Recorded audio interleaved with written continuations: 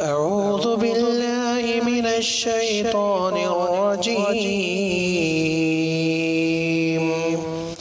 بسم الله الرحمن الرحيم.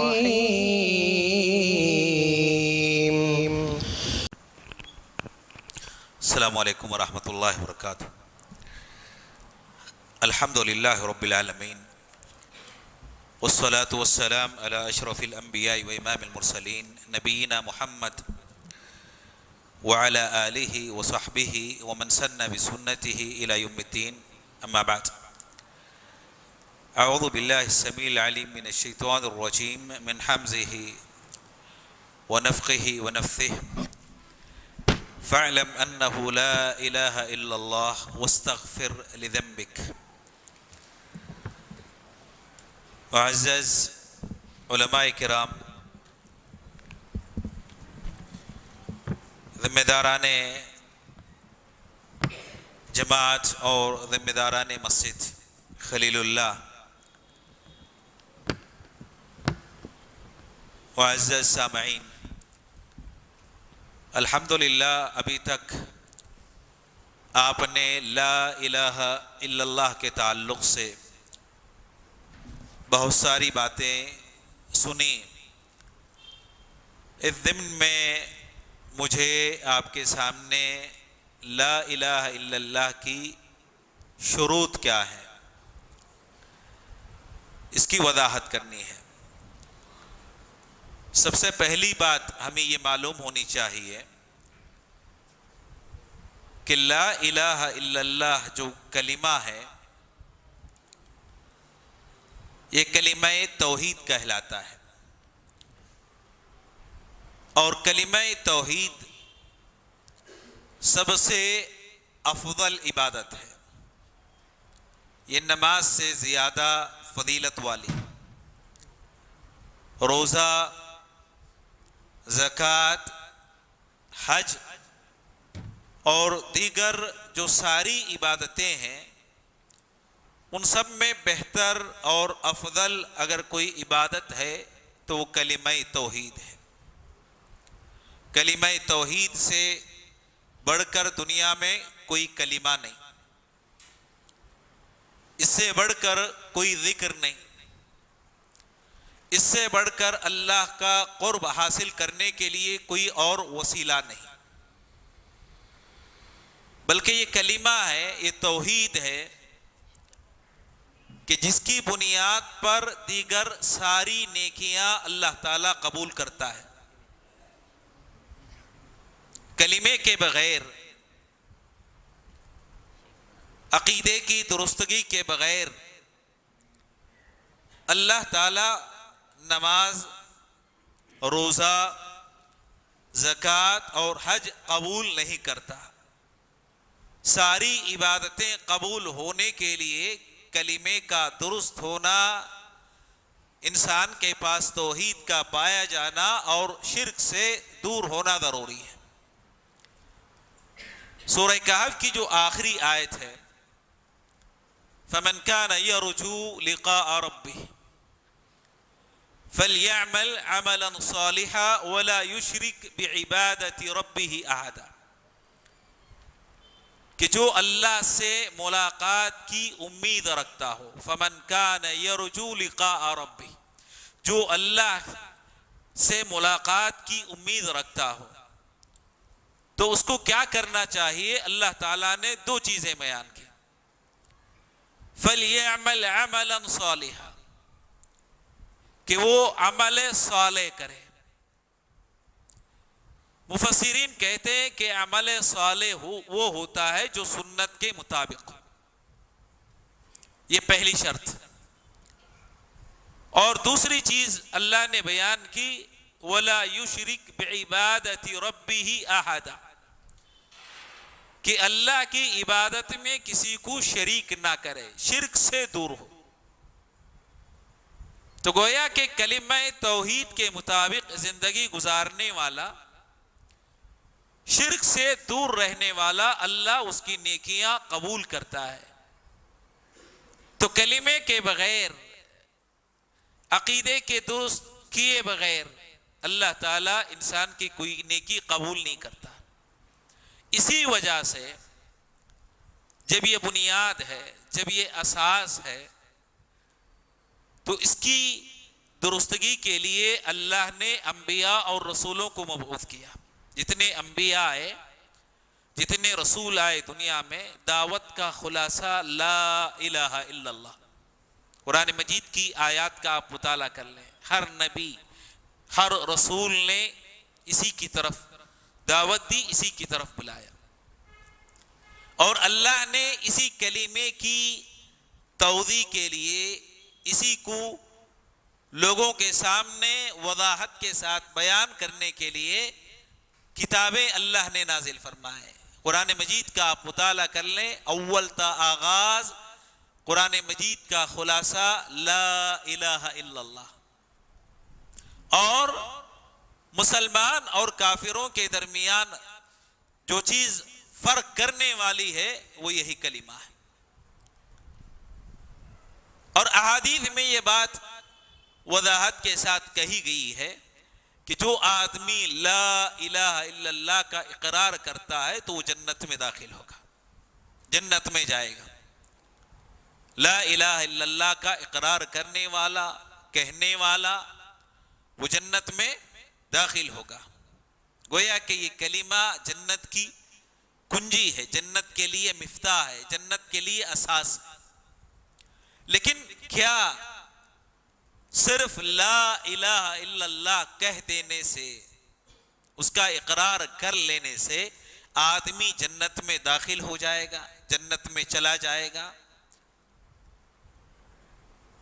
وہب ابن منبہ تابعی، ان سے پوچھا گیا الیس لا الہ الا اللہ مفتاح الجنہ، کہ کیا لا الہ الا اللہ جنت کی کنجی نہیں ہے؟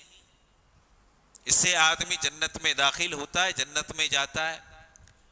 تو وہب ابن منبہ رحمہ اللہ نے جواب دیا کہ ہاں، لا الہ الا اللہ یہ جنت کی کنجی ہے.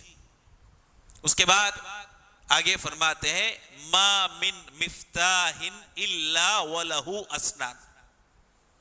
دنیا میں جتنی کنجیاں پائی جاتی ہیں اس کے دانت ہوتے ہیں، اس کے دانت ہوتے ہیں. فَإِن جِئْتَ بِمِفْتَاحٍ لَهُ أَسْنَانٌ فُتِحَ لَكَ، اگر تم ایسی کنجی لے کر آؤ گے جس کے دانت ہیں تو جنت کا دروازہ کھلے گا، ورنہ بغیر دانت والی کنجیاں استعمال کرو گے تو جنت کا دروازہ نہیں کھلے گا. وہب ابن منبہ رحمہ اللہ کے کہنے کا مطلب یہ تھا کہ لا الہ الا اللہ کہنے والا جنت میں داخل ہوگا، لیکن کب؟ جب وہ اس کے شروط اور اس کے ضوابط، اصول کو مکمل کرے گا. لا الہ الا اللہ کے شروط ہیں، اس کے تقاضے ہیں، اس کے اصول ہیں، ضوابط ہیں. اگر شروط مکمل کرتا ہے، ضوابط پر عمل کرتا ہے، تقاضوں کو پورا کرتا ہے، تو ایسا آدمی مسلمان ہے اور وہ اپنے ساتھ دانت والی کنجی رکھتا ہے، وہی جنت میں جائے گا. ورنہ بغیر شروط کی تکمیل کے کوئی آدمی جنت میں داخل نہیں ہو سکتا. شروط کیا ہے؟ کتنے ہیں؟ علماء نے تتبع کیا، استقراء کیا، کل 7 شروط ہیں. لا الہ الا اللہ کے کل 7 شروط ہیں. 7 شروط کی اگر کوئی آدمی تکمیل کرتا ہے تو ایسی صورت میں گویا کہ وہ لا الہ الا اللہ کے جو تقاضے ہیں ان کو مکمل کر رہا ہے. اور اگر کوئی ایک شرط میں بھی کمی ہے تو ایسی صورت میں اس کا لا الہ الا اللہ کہنا کوئی فائدہ نہیں. آپ مثال کے ذریعے اس کو سمجھ لیں کہ انسان صلاۃ کا اہتمام کرتا ہے، نماز پڑھتا ہے. نماز کی کچھ شروط ہیں. نماز کے لیے شرط یہ ہے کہ آدمی وضو کرے، بغیر وضو کے اگر کوئی نماز پڑھے تو کیا اس کی نماز قبول ہوگی؟ نہیں۔ نماز کے لیے شرط ہے جگہ کا پاک ہونا۔ جگہ پاک ہے، نماز ادا کرتا ہے تو نماز قبول ہوگی، ورنہ ناپاک جگہ میں کوئی نماز ادا کرتا ہے تو نماز ہوگی، نماز قبول نہیں ہوگی۔ تو ہر عبادت کے لیے شریعت نے شروط مقرر کیے ہیں۔ نماز کے لیے کچھ شرطیں ہیں، زکوٰۃ کے لیے شروط ہے، حج کے لیے شروط ہے، اور روزے کے لیے شروط ہے، ہر عبادت کے لیے شروط ہے۔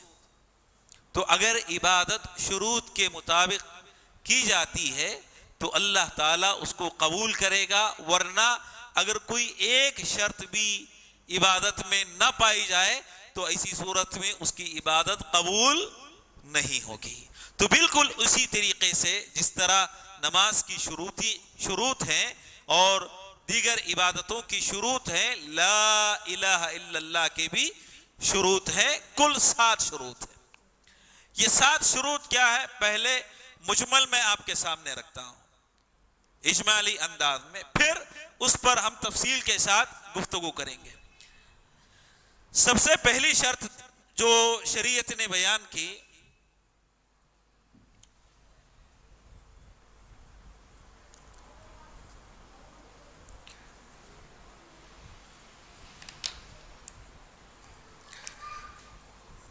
آدمی لا الہ الا اللہ کا معنی اور مطلب جانے، یہ پہلی شرط ہے۔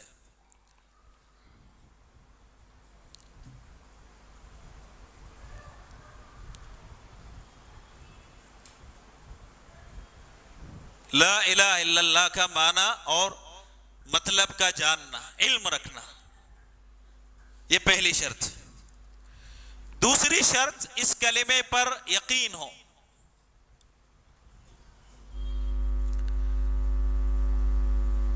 تیسری شرط آدمی میں اخلاص ہو اس کلمے کو ادا کرنے میں۔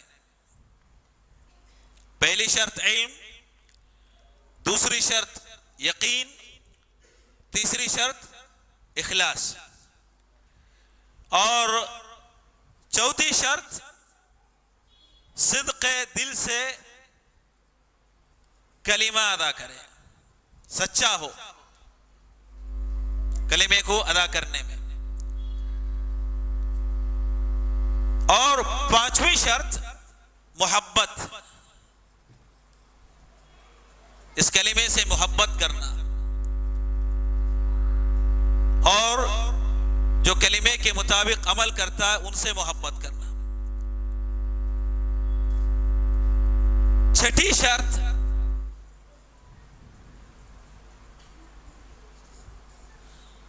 انقیاد۔ انقیاد کہتے ہیں کہ آدمی شریعت کے جو جملہ معاملات پائے جاتے ہیں، فرائض ہیں، واجبات ہیں، مستحب چیزیں ہیں، ان پر عمل کریں۔ اس کی تفصیل انشاءاللہ آگے آئے گی۔ اور 7ویں شرط قبول، اس کلمے کو قبول کرنا دل سے۔ تو یہ کل 7 شرطیں ہیں لا الہ الا اللہ کی۔ پہلی شرط لا الہ الا اللہ کا معنی اور مفہوم جاننا، یعنی علم حاصل کرنا۔ دوسری شرط یقین کے ساتھ لا الہ الا اللہ انسان ادا کرے۔ تیسری شرط اس کلمے کو ادا کرنے میں آدمی مخلص ہو، اخلاص پائے جاتا ہو۔ چوتھی شرط آدمی سچا ہو اس کلمے کو ادا کرنے میں۔ اور 5ویں شرط آدمی اس کلمے سے محبت کرے۔ چھٹی شرط آدمی میں کلمے کو ادا کرنے کے بعد انقیاد پایا جاتا ہو۔ اور 7ویں اور آخری شرط کہ آدمی دل سے اس کلمے کو قبول کرے۔ تو یہ کل 7 شرطیں ہیں مجمل انداز میں۔ اب ہم ہر ایک شرط کی تفصیل جانتے ہیں، تفصیلی انداز میں ان شروط پر ہم اپنی گفتگو کو جاری رکھیں گے۔ سب سے پہلی جو شرط ہے کہ آدمی لا الہ الا اللہ کلمہ اپنی زبان سے ادا کرتا ہے تو آدمی کو چاہیے کہ کلمے کا معنی، مطلب اور مفہوم جانے، کہ میں یہ جو اپنی زبان سے لا الہ الا اللہ ادا کر رہا ہوں، اس کا معنی کیا ہے، اس کا مطلب کیا ہے، اس کا مفہوم کیا ہے۔ انسان اپنی زبان سے یہ کلمہ ادا کرتا ہے، پڑھتا ہے، اس کو اس کلمے کا معنی، مفہوم اور مطلب کا پتہ نہیں ہے، تو گویا کہ وہ اس کلمے کو اقرار ہی نہیں کر رہا ہے، نہیں مانتا ہے۔ اگر مانتا تو کلمے کا معنی، مفہوم اور مطلب جانتا۔ دلیل کیا ہے اس شرط کے لیے؟ قرآن مجید کی ایک آیت کریمہ، فَاعْلَمْ أَنَّهُ لَا إِلَهَ إِلَّا اللَّهُ وَاسْتَغْفِرْ لِذَنبِكَ، فَاعْلَمْ أَنَّهُ لَا إِلَهَ إِلَّا اللَّهُ وَاسْتَغْفِرْ لِذَنبِكَ۔ اللہ تعالیٰ نے فرمایا فَاعْلَمْ، تم جان لو۔ خطاب کس سے؟ نبی علیہ السلام سے۔ فَاعْلَمْ، تم جان لو، تم علم حاصل کرو۔ کس کا علم حاصل کرو؟ لا الہ الا اللہ۔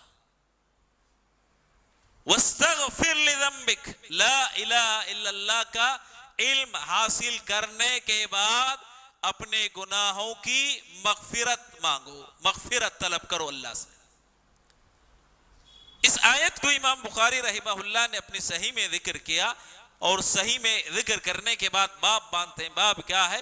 باب العلم قبل القول والعمل، باب العلم قبل القول والعمل، علم حاصل کرنا کہنے اور کرنے سے پہلے۔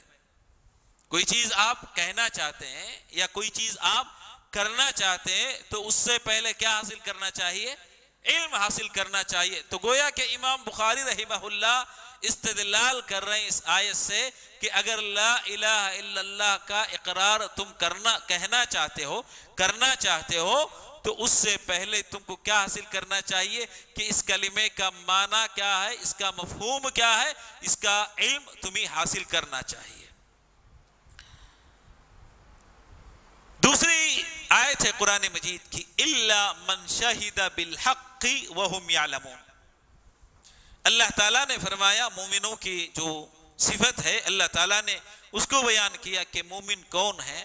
اِلَّا مَنْ شَهِدَ بِالْحَقِّ، من شہید بالحق، جو حق کی گواہی دیتے ہیں، حق کی گواہی دینا۔ وَهُمْ يَعْلَمُونَ، اس حال میں کہ وہ جانتے ہوں، اس حال میں کہ ان کے پاس حق کا علم ہو۔ مفسرین نے حق سے مراد بیان کرتے ہوئے فرمایا کہ حق سے مراد لا الہ الا اللہ ہے۔ الا من شہید بالحق، جو آدمی گواہی دے لا الہ الا اللہ کی، وہم یعلمون، اور وہ جانتے ہوں، ان کے پاس لا الہ الا اللہ کا علم پایا جاتا ہو۔ تو گویا کہ لا الہ الا اللہ کا کوئی اقرار کرنا چاہتا ہے تو اس آدمی کو چاہیے کہ سب سے پہلے لا الہ الا اللہ کا معنی، مفہوم اور مطلب جانے، تبھی اس کی گواہی کا اعتبار ہوگا۔ حدیث ہے پیارے رسول صلی اللہ علیہ وسلم کی، دو آیتیں میں نے ذکر کی، فَاعْلَمْ أَنَّهُ لَا إِلَهَ إِلَّا اللَّهُ وَاسْتَغْفِرْ لِذَنبِكَ۔ دوسری آیت میں نے ذکر کی إِلَّا مَنْ شَهِدَ بِالْحَقِّ وَهُمْ يَعْلَمُونَ۔ اس کے بعد پیارے رسول صلی اللہ علیہ وسلم کی حدیث ہے جس کے راوی عثمان ابن عفان رضی اللہ تعالیٰ عنہ ہیں، وہ فرماتے ہیں کہ جو شخص اس حال میں مرا، جس شخص کا انتقال اس حال میں ہوا کہ وہ جانتا ہے، وہ جانتا ہے کہ اللہ کے سوا کوئی حقیقی معبود نہیں، تو وہ جنت میں داخل ہوگا۔ جو شخص اس حال میں دنیا سے رخصت ہوا کہ وہ جانتا ہے، جاننے کا مطلب علم اس کے پاس موجود ہے، کس چیز کا؟ لا الہ الا اللہ کا۔ اگر لا الہ الا اللہ کا علم حاصل کر کے دنیا سے رخصت ہوتا ہے تو نبی علیہ السلام نے فرمایا کہ وہ شخص جنت میں داخل ہوگا، وہ شخص جنت میں جائے گا۔ یہ جو آیتیں ہیں اور یہ جو حدیث ہے، اس سے کیا بات معلوم ہوتی ہے؟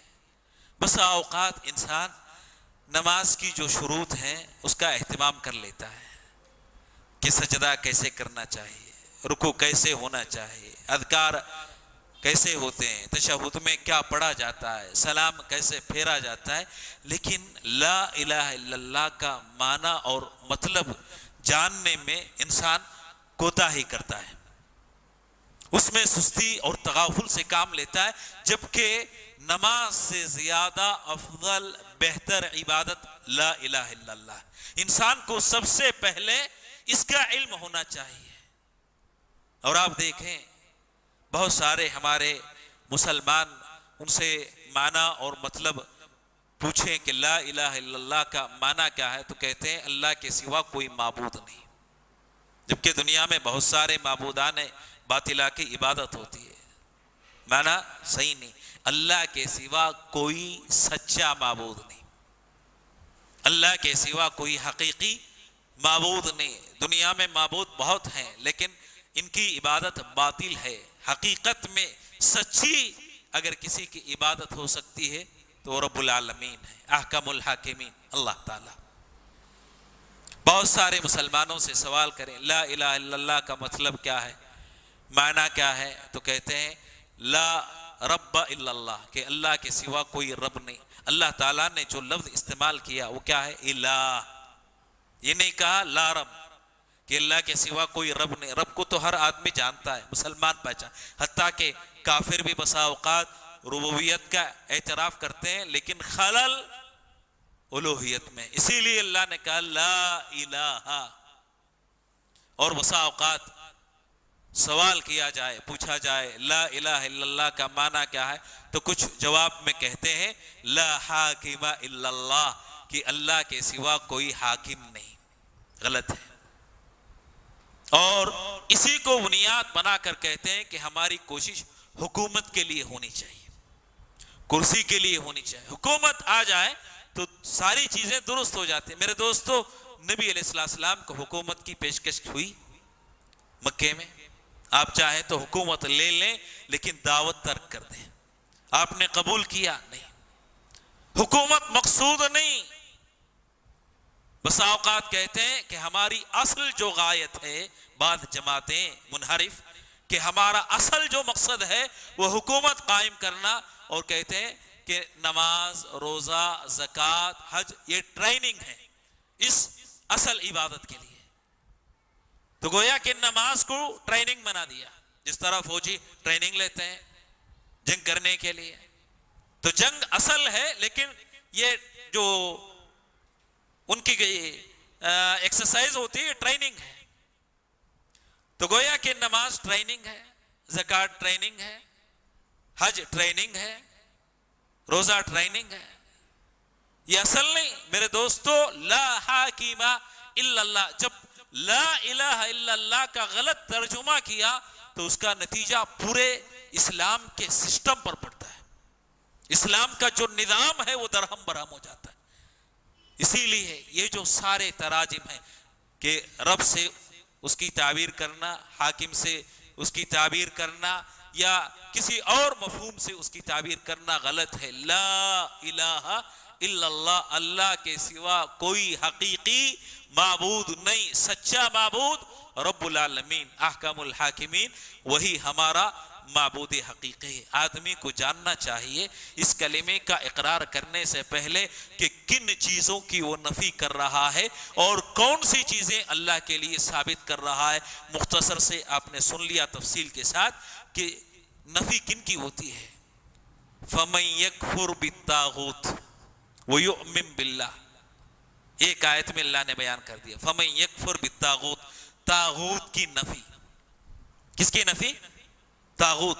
طاغوت ہر وہ چیز جس کی اللہ کے سوا عبادت ہوتی ہے، چاہے بت ہو، سورج ہو، چاند ہو، درخت ہو، پتھر ہو، نبی ہو، فرشتے ہوں، ستارے ہوں، ہر وہ چیز کلو ما عبد من دون اللہ، اللہ کے سوا جن کی عبادت کی جاتی ہے، ہوتی ہے، اس کو کیا کہا جاتا ہے؟ طاغوت، فمن یکفر بالطاغوت، طاغوت کا انکار کرنا، ان ساری چیزوں کو چھوڑنا پڑے گا۔ کوئی آدمی یہ سمجھے کہ قبر کا طواف بھی کر لے گا، لا الہ الا اللہ پر برقرار بھی رہے گا، میرے دوستو لا الہ الا اللہ کا معنی اور مطلوب مفہوم اس نے نہیں سمجھا ہے۔ اگر سمجھتا تو اس کی زندگی میں یہ چیزیں باقی نہ رہتی۔ فمن یکفر بالطاغوت، طاغوت کا انکار، وہی یؤمن باللہ، رب العالمین کے الہ ہونے کا حقیقت میں اعتراف، یہی چیز لا الہ الا اللہ میں بیان کی گئی ہے۔ تو سب سے پہلی جو شرط ہے لا الہ الا اللہ کی، وہ کیا ہے کہ لا الہ الا اللہ کا علم حاصل کرنا، یعنی اس کا مطلب، معنی اور مفہوم جاننا۔ دوسری جو شرط ہے یقین،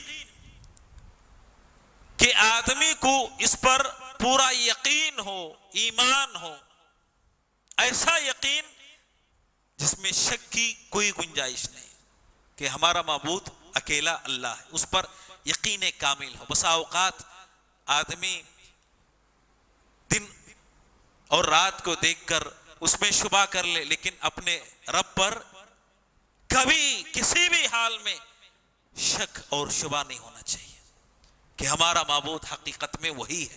ایمان کامل ہو، یقین ہو، جس طرح انسان کو اپنے اہل و عیال پر یقین ہوتا ہے کہ یہ میرا اپنا بچہ ہے، یقین ہوتا ہے کہ یہ میری اپنی بیوی ہے، یقین ہوتا ہے انسان کو، اس سے زیادہ یقین انسان کو اپنے معبود پر ہونا چاہیے۔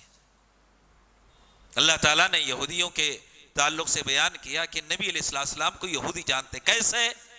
یعرفونہ کما یعرفون ابناءہم، وہ ایسے جانتے جیسے کوئی آدمی اپنے بچے کو جانتا ہے، ویسے جانتے ہیں کہ یہ سچے نبی ہیں جیسے آدمی اپنے بچے کو جانتا۔ اس سے زیادہ یقین کے ساتھ اللہ کے الہ ہونے کا، اللہ کے معبود برحق ہونے کا انسان کو یقین ہونا چاہیے، اور اس میں کسی بھی طرح کی شک اور شبے کی کوئی گنجائش نہیں۔ دلیل کیا ہے اس شرط کے لیے؟ قرآن مجید کی آیت کریمہ، اللہ تعالیٰ نے فرمایا انما المؤمنون الذین آمنوا باللہ ورسولہ ثم لم يرتابوا۔ انما المؤمنون، در حقیقت مومن وہ ہیں، در حقیقت مومن وہ ہیں جو اللہ اور اس کے رسول پر ایمان لاتے ہیں۔ اللہ اور اس کے رسول پر ایمان لانے والے حقیقت میں مومن ہیں۔ ثم، ایمان لانے کے بعد کیا نہیں ہونا چاہیے؟ لم یرتابوا، شک نہیں ہونا چاہیے، شک اور شبے کی کوئی گنجائش نہیں ہونی چاہیے کہ محمد صلی اللہ علیہ وسلم ہمارے نبی ہیں، اللہ تعالیٰ وہ احکم الحاکمین رب العالمین ہمارا حقیقی معبود، یقین کامل ہو، شک اور شبے کی کوئی گنجائش نہ ہو۔ انما المؤمنون، حقیقت میں مومن وہ ہے جو اللہ اور اس کے رسول پر ایمان لاتے ہیں اور شک اور شبے میں مبتلا نہیں ہوتے، شک سے دور رہتے۔ اس کے بعد اللہ تعالیٰ نے فرمایا وجاہدوا باموالہم وانفسہم، اپنے مال اور اپنے نفسوں کے ساتھ وہ جہاد کرتے ہیں اللہ کے راستے میں۔ اولئک ھم الصادقون، یہی لوگ سچے ہیں۔ شک کرنے والا سچا نہیں ہو سکتا، جو شک نہ کرے وہ اللہ کا حقیقی سچا مومن بندہ ہے۔ حدیث سے دلیل ہے، ابو ہریرہ رضی اللہ تعالی عنہ کی روایت ہے کہ رسول اللہ صلی اللہ علیہ وسلم نے فرمایا، آپ صلی اللہ علیہ وسلم نے کہا کہ میں شہادت دیتا ہوں، میں گواہی دیتا ہوں کہ اللہ کے سوا کوئی معبود حقیقی نہیں، اور میں اللہ کا رسول ہوں۔ جو بندہ اس شہادت کے ساتھ اللہ تعالیٰ سے ملتا ہے، آپ نے فرمایا میں گواہی دیتا ہوں کہ اللہ کے سوا کوئی حقیقت میں عبادت کے لائق نہیں، اور میں اللہ کا بندہ اور اس کا رسول ہوں۔ جو آدمی اسی گواہی کے ساتھ اللہ تعالیٰ سے ملتا ہے اور اس میں اس کو شک اور شبہ نہ ہو، شک نہ ہو، تو آپ صلی اللہ علیہ وسلم نے فرمایا وہ جنت میں داخل ہوگا۔ اگر اس کلمے کے ساتھ ملتا ہے لیکن شک پایا جاتا ہے تو وہ جنت میں داخل نہیں ہوگا۔ تو گویا کہ یہ شرط ہے، یہ اس کنجی کے دانت ہیں۔ اگر شک ہے، کلمہ ہے لیکن کلمے کے ساتھ شک ہے تو ایسی صورت میں وہ جنت میں داخل نہیں ہوگا۔ نبی علیہ السلام نے فرمایا بغیر شک کیے ہوئے کوئی آدمی اس کلمے کے ساتھ اللہ تعالیٰ سے ملتا ہے تو وہ آدمی جنت میں داخل ہوگا، جنت میں جائے گا۔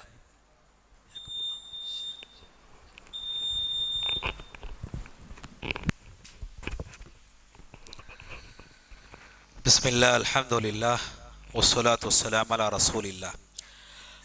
تو کلمے کی جو دوسری شرط ہے کہ آدمی پورے یقین کے ساتھ بغیر کسی شک اور شبہ کے جو ہے کلمے کا اقرار کرے۔ اس کے لیے میں نے دو دلیلیں دی۔ ایک اور روایت ہے پیارے رسول صلی اللہ علیہ وسلم کی، جس کے راوی ابو ہریرہ رضی اللہ تعالیٰ عنہ، بڑی طویل حدیث ہے کہ رسول اللہ صلی اللہ علیہ وسلم ایک باغ میں بیٹھے ہوئے تھے، ابو ہریرہ داخل ہوتے ہیں تو آپ صلی اللہ علیہ وسلم نے ابو ہریرہ رضی اللہ تعالیٰ عنہ کے باغ میں داخل ہونے کے بعد ایک بات بتائی۔ آپ صلی اللہ علیہ وسلم نے ابو ہریرہ سے فرمایا کہ باغ سے جب تم نکلو گے، جو بھی آدمی باغ کے باہر تم سے ملے گا اور وہ گواہی دے اپنے دل کے پورے یقین کے ساتھ، وہ گواہی دے اپنے پورے دل کے یقین کے ساتھ کہ اللہ تعالیٰ کے سوا کوئی حقیقی معبود نہیں، لا الہ الا اللہ کی گواہی دے پورے دل کے یقین کے ساتھ، تو تم اس کو بشارت دو جنت کی خوشخبری سناؤ۔ پیارے رسول صلی اللہ علیہ وسلم نے یہ کہتے ہوئے اپنے جوتے نکالے اور آپ نے فرمایا کہ یہ جوتے لے جاؤ تاکہ لوگوں کو یہ یقین آئے کہ میں نے یہ بات تم سے کہی ہے، یہ خوشخبری سنانے کے لیے میں نے تمہیں حکم دیا ہے۔ کوئی آدمی اپنی بات کا یقین دلانا چاہتا ہے کسی اور کے توسط سے تو بسا اوقات اپنی کوئی نشانی اس کو دیتا تھا کہ یہ نشانی لے جاؤ، کوئی پگڑی اتار کر دے دیتا، کوئی جوتے دے دیتا، تاکہ اس کی بات کا یقین کیا جائے کہ فلاں کی طرف سے پیغام لایا۔ تو نبی صلی اللہ علیہ وسلم نے اپنے جوتے اتار کر اسی لیے دیے تاکہ لوگوں کو، صحابہ کو یقین آ جائے کہ جو پیغام نبی علیہ السلام کے توسط سے ابو ہریرہ بیان کر رہے ہیں وہ سچا ہے۔ پورے دل کے یقین کے ساتھ جو آدمی لا الہ الا اللہ کا اقرار کرتا ہے اس کو جنت کی بشارت دو، جنت کی خوشخبری دو۔ تیسری جو شرط ہے لا الہ الا اللہ کی، اخلاص۔ آدمی اخلاص کے ساتھ لا الہ الا اللہ کا اعتراف کرے، شرک کی کوئی گنجائش نہ پائی جائے۔ اور شرک دو طرح کا ہوتا ہے، شرک اکبر، شرک اصغر۔ لا الہ الا اللہ کا کوئی اقرار کرتا ہے پھر بھی وہ معبودان باطلہ کی عبادت کرتا ہے تو گویا کہ اس کا اقرار کرنا اخلاص اس میں نہیں ہے، یہ خالص اللہ تعالیٰ کے لیے نہیں ہوا۔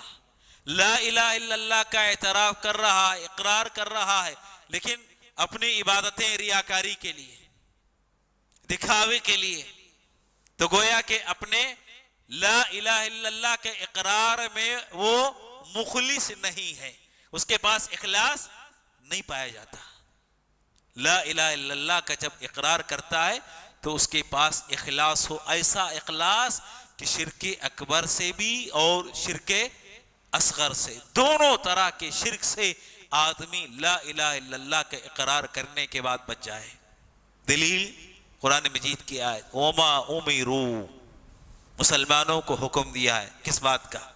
ایک چیز، وما امروا الا لیعبدوا اللہ مخلصین لہ الدین، کہ اللہ کی عبادت دین کو اس کے لیے خالص کرتے ہوئے کریں، عبادتیں ساری اسی کے لیے خالص ہوں۔ آدمی عبادت تو اللہ کی مسجد میں کرتا ہے. بسا اوقات آپ نے دیکھا ہوگا کچھ مسجدیں ہیں جہاں قبر پائی جاتی ہے, ادھر عبادت اللہ کی کرتا ہے, مسجد سے باہر نکلتے نکلتے قبر والے سے بھی مانگ لیا. ساری شرک, کفر اکبر, ایسا شرک جس سے آدمی اسلام سے نکل جاتا ہے. آپ تصور کریں کہ اللہ تعالیٰ نے حکم کیا دیا تھا, وما امروا, حکم دیا گیا ان کو الا لیعبدوا اللہ, کہ اللہ کی عبادت کریں, مخلصین لہ الدین, دین کو اس کے لیے خالص کرتے ہوئے, مخلص ہوں اپنی عبادت میں. الا للہ الدین الخالص, پورا دین اللہ کے لیے خالص ہو, اس میں کسی طرح کا کوئی شرک نہ ہو. پیارے رسول صلی اللہ علیہ وسلم کی حدیث ہے, آپ صلی اللہ علیہ وسلم سے پوچھا گیا کہ قیامت کے دن آپ کی سفارش کا سب سے زیادہ حقدار کون ہے؟ تو نبی علیہ السلام نے فرمایا جو خلوص دل کے ساتھ, اخلاص نفس کے ساتھ لا الہ الا اللہ کی گواہی دیتا ہے, کل قیامت کے دن میری شفاعت اس کو حاصل ہوگی. خلوص دل کے ساتھ, اخلاص, خلوص نفس کے ساتھ جو آدمی لا الہ الا اللہ کی گواہی دیتا ہے تو اللہ کے نبی صلی اللہ علیہ وسلم کل قیامت کے دن اس کے لیے سفارش کریں گے. میرے دوستو, آج ہم دین کے معاملے میں سفارش کی امید پر شرک کرتے ہیں.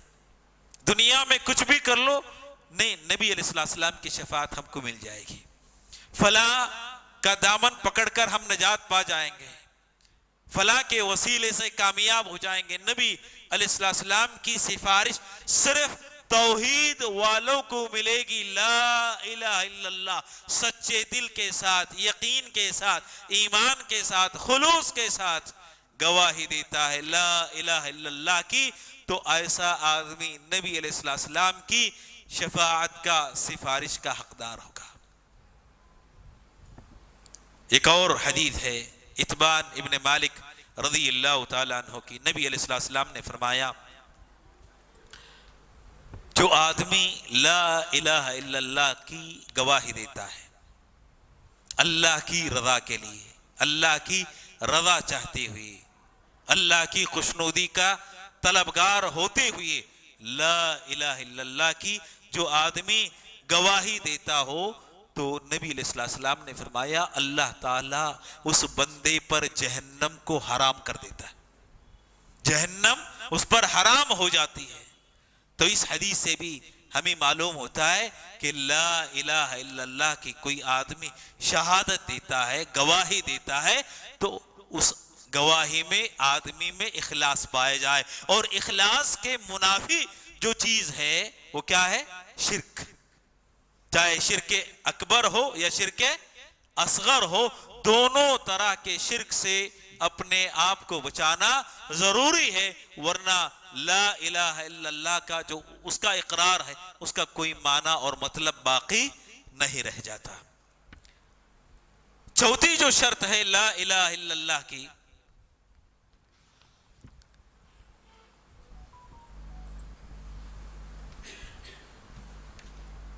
کہ آدمی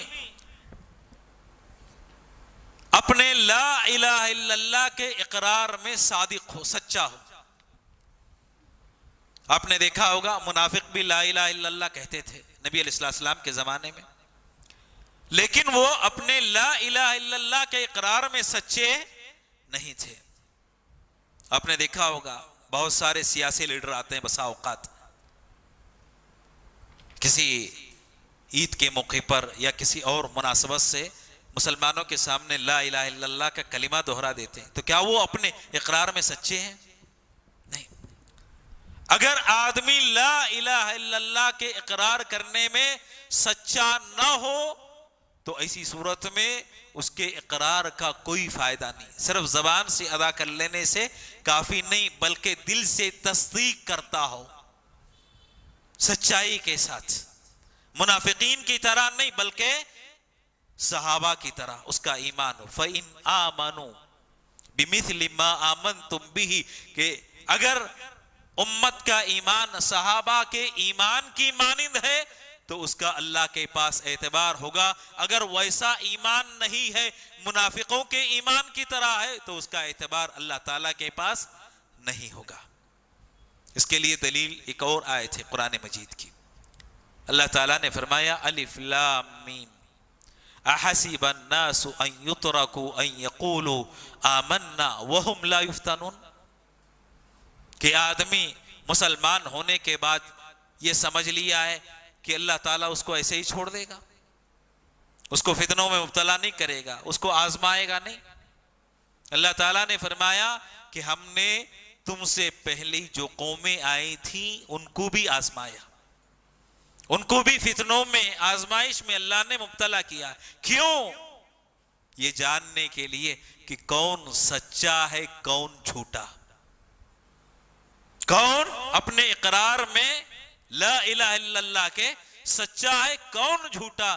اللہ آزمائش میں مبتلا کر کے سچوں اور جھوٹوں میں تفریق کرتا ہے کہ یہ سچے بندے ہیں، یہ جھوٹے بندے ہیں، یہ مومن ہے، یہ منافق ہے، یہ مسلمان ہے، یہ کافر ہے. صرف کلمے کا اقرار کرنا کافی نہیں، بلکہ کلمے کے اقرار میں آدمی سچا ہو، صدق دل کے ساتھ اعتراف کرے. معاذ بن جبل رضی اللہ تعالیٰ عنہ کی روایت ہے کہ رسول اللہ صلی اللہ علیہ وسلم نے فرمایا جو آدمی بھی صدق دل سے، سچے دل کے ساتھ، دل کی سچائی کے ساتھ اس بات کا اقرار کرتا ہے کہ اللہ کے سوا کوئی حقیقت میں عبادت کے لائق نہیں، تو اللہ تعالی جہنم کو اس پر حرام کر دیتا ہے. سچے دل کے ساتھ گواہی ہونی چاہیے. نبی علیہ السلام کی یہ حدیث دلیل ہے کس کے لیے؟ کہ آدمی لا الہ الا اللہ کا اقرار کرتا ہے تو اپنے اقرار میں سچا ہو. جھوٹ زبان پر انسان اقرار تو ہے لیکن دل میں جھوٹ پایا جاتا ہے تو اس کے اس اقرار کا کوئی فائدہ نہیں ہوگا، کوئی حاصل نہیں ہوگا. تو یہ چوتھی شرط ہے لا الہ الا اللہ کے اقرار کرنے میں کہ آدمی سچے دل کے ساتھ لا الہ الا اللہ کا اقرار کرتا ہو. پانچویں جو شرط ہے محبت، اس کلمے سے محبت کرنا اور اس کلمے میں اللہ تعالیٰ کی جو معبود ہونے کا اعتراف کرتا ہے اللہ سے محبت کرنا. اللہ نے جن انبیاء اور رسولوں کو مبعوث کیا ہے ان سے محبت کرنا، مومنوں سے محبت کرنا. آدمی اگر سچا مومن ہے تو مومن سے محبت کرتا ہے، اللہ سے محبت کرتا ہے.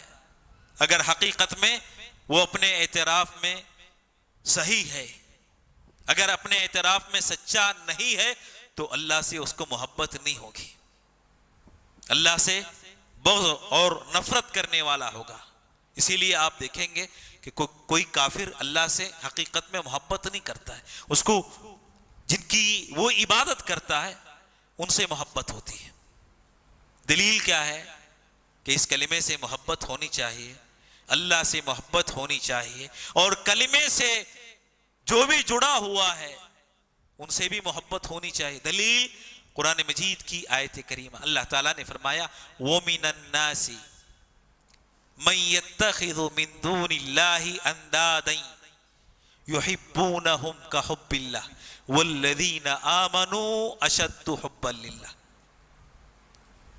کچھ لوگ ایسے بھی ہیں جو اللہ تعالیٰ کے سوا کسی اور کی عبادت کرتے ہیں، معبود بنا لیتے ہیں کچھ چیزوں کو، کسی بھی چیز کو، چاہے فرشتوں کو معبود بنائے، انبیاء رسولوں کو معبود بنائے اللہ کے سوا، درخت، پتھر، شمس، قمر، ستاروں کو معبود بنائے. کچھ لوگ ہیں جو اللہ کے سوا کسی اور چیز کو معبود بنا لیتے ہیں. یحبونہم، وہ ان سے محبت کرتے ہیں. کحب اللہ، جیسے اللہ سے محبت ہونی چاہیے ویسی محبت کن سے ہوتی ہے؟ معبودوں سے ہوتی ہے. جیسے رب سے محبت ہونی چاہیے تھی ویسے ہی محبت وہ اپنے معبودان باطلہ سے کرتے ہیں۔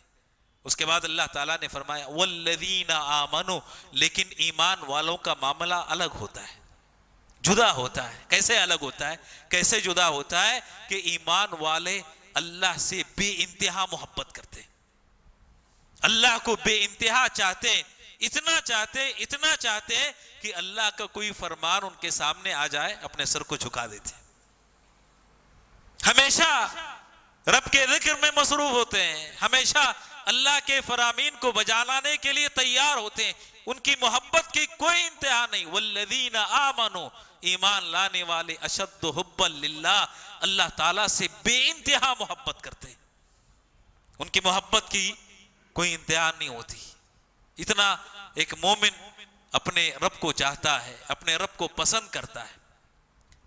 تو اس آیت میں دلیل ہے کہ کلمے سے محبت ہونی چاہیے، اور رب العالمین سے حقیقت میں ایک مومن بندے کو محبت ہونی چاہیے۔ نبی علیہ السلام کی ایک حدیث ہے، انس بن مالک رضی اللہ تعالیٰ اس حدیث کے راوی ہیں۔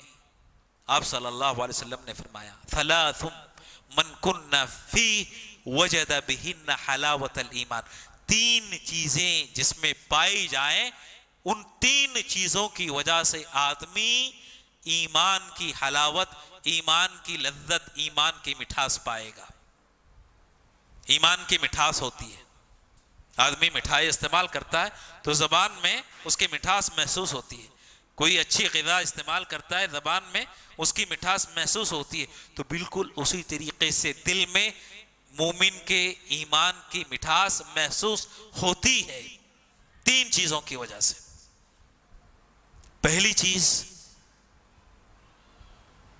کہ دنیا کی ساری چیزوں سے بڑھ کر اللہ اور اس کے رسول کو چاہے، اللہ اور اس کے رسول سے محبت کرنا، دنیا کی ساری چیزوں سے بڑھ کر۔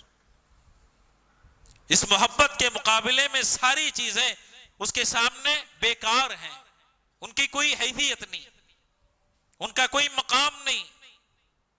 اللہ اور اس کے رسول کے سوا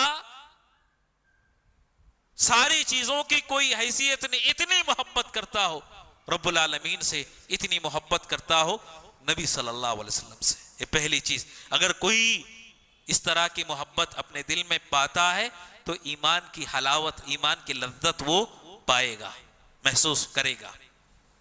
اور دوسری چیز، کسی مومن سے محبت کرتا ہے تو اس کی محبت خالصتاً اللہ کے لیے، دنیا کے لیے نہیں، کہ کوئی ہمارے ساتھ احسان کر دیا تو اس لیے ہم محبت کرتے نہیں، کوئی ہدیہ دے دیا اس لیے محبت کرتے نہیں، خالصتاً رب کے لیے۔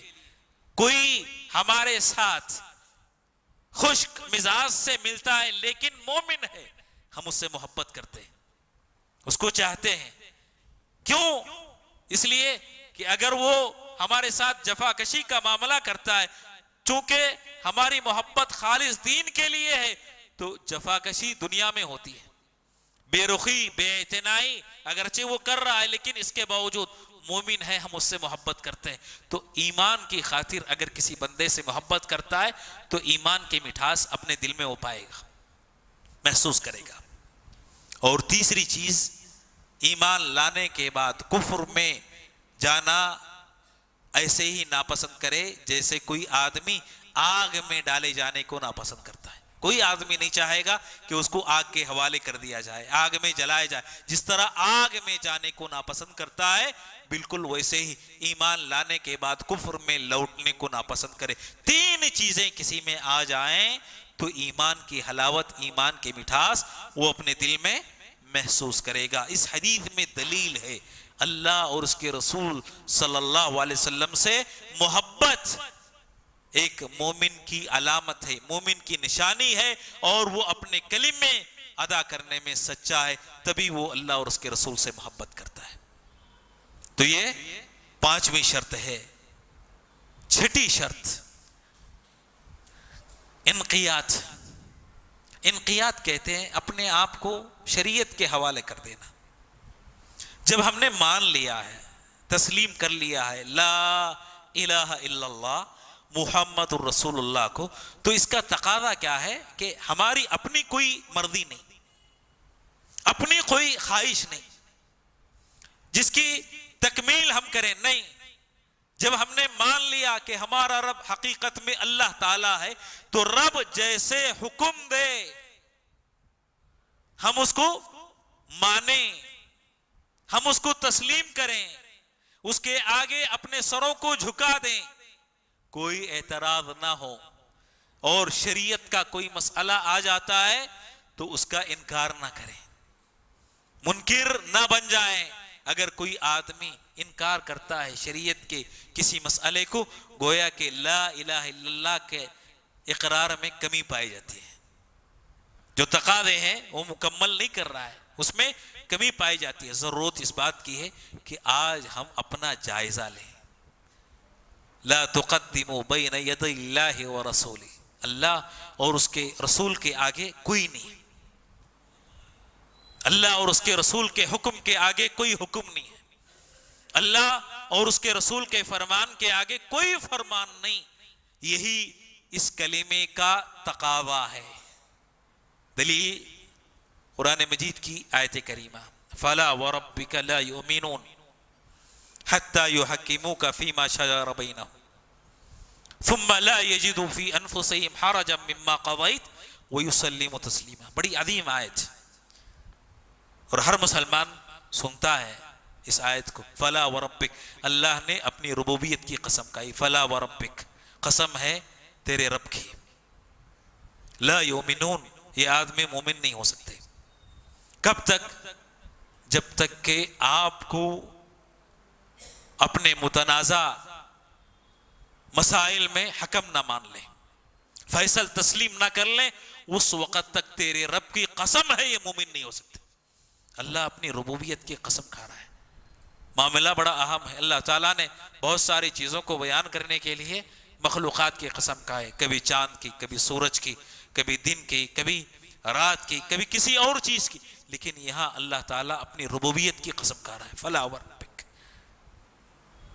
تیرے رب کی قسم ہے کہ یہ لوگ مومن نہیں ہو سکتے جب تک اپنے متنازع مسائل میں آپ کو حکم نہ مان لیں، آپ کے فیصلے کو تسلیم نہ کر لیں. پھر اس کے بعد جب فیصل مان لیں، حکم مان لیں، جو آپ فیصلہ کرتے ہیں تو دل میں کسی بھی طرح کی فیصلے کے تعلق سے ہچکچاہٹ نہیں ہونی چاہیے. پتہ نہیں فیصلہ عجیب ہے، نہیں، یہ فیصلہ چاہے جیسا ہو ہم کو ماننا ہے، تسلیم کرنا ہے، اپنے اس کے آگے اپنے سر کو جھکا دینا. یہ ایک مومن کی علامت ہے، نشانی ہے. وَيُسَلِّمُوا تَسْلِيمًا، اللہ نے فرمایا کہ مکمل طور سے اس کو تسلیم کر لیں، مان لیں، تبھی آدمی مومن ہو سکتا ہے، حقیقت میں مسلمان ہو سکتا ہے. اگر نہیں مانتا ہے تو اسی صورت میں اس کے ایمان میں کجی پائی جاتی ہے. وہ واقعہ آپ نے بارہا سنا ہے عمر فاروق رضی اللہ تعالیٰ عنہ کا، کہ کسی نے نبی علیہ السلام کے فیصلے کو تسلیم نہیں کیا، نہیں مانا، تو عمر ابن خطاب رضی اللہ تعالیٰ عنہ نے اس کو قتل کر دیا، مار دیا. شریعت کے فیصلوں پر اعتراض کرنا کسی مومن کا شیوا نہیں ہو سکتا ہے، مسلمان کا شیوا نہیں ہو سکتا ہے. امام شافعی رحمہ اللہ کا وہ قول بارہا یاد آتا ہے. ایک آدمی آیا، سوال کیا شریعت کے ایک مسئلے کے بارے میں. امام شافعی رحمہ اللہ نے حدیث بیان کیا. آپ نے سوال کے جواب میں حدیث بیان کی نبی علیہ السلام کی. تو آدمی نے سوال کیا، اتقول بہذا یا ابا عبداللہ، اے ابو عبداللہ. ابو عبداللہ امام شافعی کی کنیت، کہ اے ابو عبداللہ تمہاری کیا رائے ہے، تم کیا کہتے ہو، تمہارا کیا فتویٰ ہے. امام شافعی رحمہ اللہ کا چہرہ غصے سے سرخ ہو گیا، لال ہو گئے. اس کے بعد فرمایا، ارأیت علی زنارا، آپ نے دیکھا ہوگا کہ عیسائی صلیب باندھتے ہیں اپنے جسم پہ. تو کہا کہ کیا کوئی صلیب میرے جسم پر تمہیں دکھائی دے رہی ہے؟ ارأیتنی خرجت من الکنیسہ، کیا تم نے دیکھا ہے کہ کبھی میں کسی چرچ سے نکلا ہوں؟ کیا تم نے مجھے عیسائی سمجھ لیا ہے؟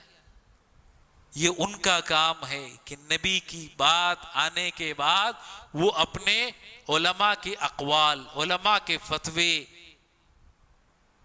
تلاش کرتے ہیں. یہ عیسائیوں کا طریقہ ہے. امام شافعی نے کہا جس دن نبی علیہ السلام کی حدیث میں سن لو، اس کے بعد اس کے مطابق عمل نہ کرو، اس کے بعد اپنی بات، اپنا قول نہ بناؤ، فعلم، تم جان لو کہ شافعی پاگل ہو گیا، شافعی کی عقل رخصت ہو چکی ہے، گمراہ ہو چکا ہے. میرے محترم مسلمان دوستو، اب سوچو کہ لا الہ الا اللہ جب آدمی اقرار کرتا ہے کلمے کا اپنے زبان سے، تو اقرار کرنے کے بعد آدمی کو چاہیے کہ اپنے آپ کو مکمل حوالے کر دے شریعت کے. جو شریعت کہتی ہے وہی کرے، اور جس سے شریعت منع کرتی ہے اس سے رک جائے. اس کو کہتے ہیں انقیاد، کہ مطیع ہو جانا، فرما بردار ہو جانا، رب کے فرامین پر عمل کرنا، فرائض کو ادا کرنا اور منہیات سے اجتناب کرنا. یہ ایک مسلمان کا طریقہ ہوتا ہے، ایک مسلمان کا شیوا ہوتا ہے. آخری جو شرط ہے اس کلمے کو قبول کرنا بغیر کسی تردد کے ساتھ. قبول کرنے میں کوئی تردد ہے، پتہ نہیں 19-20 کا مسئلہ نہیں ہو سکتا. مکمل قبول کرے آدمی. قبول کرنے میں آدمی کو ذرا بھی تردد ہے تو ایسی صورت میں وہ آدمی مسلمان نہیں ہو سکتا ہے. مسلمان وہ ہے کلمے کو قبول کرنے میں سچے دل کے ساتھ کوئی تردد نہ ہو، مکمل ایمان کے ساتھ، یقین کے ساتھ اس کلمے کو قبول کرنا، ماننا، تسلیم کرنا. اور قبول کرنے کا تقاضا کیا ہے کہ جن چیزوں کی وہ عبادت کرتا تھا ان کو چھوڑ دے. اگر نہیں چھوڑتا ہے تو گویا کہ کلمے کو قبول نہیں کیا ہے. باپ دادا کے رسم و رواج چلے آ رہے ہیں زمانہ قدیم سے، وہی رسم وہی رواج اپنی زندگی میں وہ نبھاتا ہے. جب اس سے کہا جاتا ہے تو وہ کہتا ہے کہ ہم نے اپنے باپ دادا کو اسی پر پایا ہے. تو پھر کلمے کو اس نے قبول کہاں کیا؟ وہ تو اپنے باپ دادا کی بات کو، ان کے رسم و رواج کو قبول کر رہا ہے، کلمے کو اس نے قبول نہیں کیا. اگر کلمے کو قبول کرتا تو ساری چیزیں، رسم و رواج قدیم زمانے سے جو چلی آ رہی تھی، ساری چیزوں کو درکنار کرتا اور کلمے کے مطابق وہ اپنی زندگی کو بسر کرتا. اللہ تعالیٰ نے قرآن مجید میں ذکر کیا ایسے لوگوں کا کہ کچھ لوگوں کے پاس اللہ تعالیٰ نے رسول بھیجے. جب وہ رسول ان لوگوں کے پاس آئے تو قریے کے جو مالدار لوگ تھے، صاحب ثروت تھے، ان لوگوں نے کہا کہ ہمارے باپ دادا کا ایک اور طریقہ ہے، ایک اور رواج ہے، ایک اور رسم ہے، کیا آپ کی بات کی وجہ سے ہم اپنے باپ دادا کے رسم و رواج کو ترک کر دیں گے، چھوڑ دیں گے؟ تو اس وقت رسولوں نے ان سے کہا کہ اگر تمہارے باپ دادا کی جو رسومات ہیں ان سے اچھی چیز اگر اللہ کی طرف سے تمہارے سامنے پیش کی جائے تو کیا تب بھی تم اپنے باپ دادا کی رسم و رواج پر برقرار رہو گے، اس کو ترک نہیں کرو گے، اس کو نہیں چھوڑو گے؟ تو ان لوگوں نے کہا کہ تم رب کی طرف سے جو شریعت لے کر آئے ہو ہم اس کا انکار کرتے ہیں، اس کو نہیں مانتے، تسلیم نہیں کرتے. جب کوئی حجت باقی نہیں رہی، پہلے انہوں نے عقلی دلیل دینے کی کوشش کی کہ ہم باپ دادا کے طریقے کو چھوڑنے والے نہیں، تو نبی نے اس کا جواب دیا، نبی نے، رسول نے اس شبہ کا ازالہ کیا کہ اگر اللہ کی شریعت باپ دادا کے شریعت سے بہتر ہو تو کس کو مانو گے، کس کو تسلیم کرو گے؟ تو لازمی عقل کا تقاضا یہ ہے کہ آدمی جو بہتر شریعت ہو وہ مانے گا، وہ تسلیم کرے گا، بہتر راستہ جو ہو اس پر چلے گا، ضلالت اور گمراہی کے راستے کو ترک کر دے گا. یہ عقل سلیم کا تقاضا ہے. جب ان کے پاس حجت کے دروازے بند ہو گئے، کوئی اور شبہ ان کے پاس باقی نہیں رہا، تو انہوں نے کہا کہ اللہ کی طرف سے جو شریعت تم لے کر آئے ہو ہم اس کو نہیں مانتے، تسلیم نہیں کرتے، اس کا انہوں نے انکار کر دیا، قبول نہیں کیا، تو کیا ہوا؟ اللہ تعالیٰ نے فرمایا کہ ہم نے ان سے انتقام لیا۔ اللہ تعالیٰ نے ایسا عذاب دیا کہ یہ قومیں تباہ و برباد ہو گئی۔ اب ان کے جو آثار ہیں، ان کی جو نشانیاں ہیں، انسان اگر عبرت ان سے حاصل کرنا چاہے، ان سے عبرت پکڑنا چاہے تو ان سے عبرت پکڑ سکتا ہے، عبرت حاصل کر سکتا ہے۔ میرے دوستو، کلمے کا آج ہم اقرار کرتے ہیں، تو کیا کلمے کو ہم قبول بھی کرتے ہیں؟ ہماری زندگی میں اس قسم کی جو چیزیں کافروں کے پاس پائی جاتی تھی، اس قسم کی بہت ساری چیزیں پائی جاتی ہیں، ہم بھی باپ دادا کے طریقے کو اختیار کرتے ہوئے بہت ساری شریعت کے احکامات کو نظر انداز کر دیتے ہیں، درکنار کر دیتے ہیں۔ تو کیا ہم نے کلمے کی جو شرط تھی اس کو پورا کیا، اس کے مطابق عمل کیا، اس کو اپنی زندگی میں لاگو کیا؟ انسان کو سوچنا چاہیے، غور کرنا چاہیے۔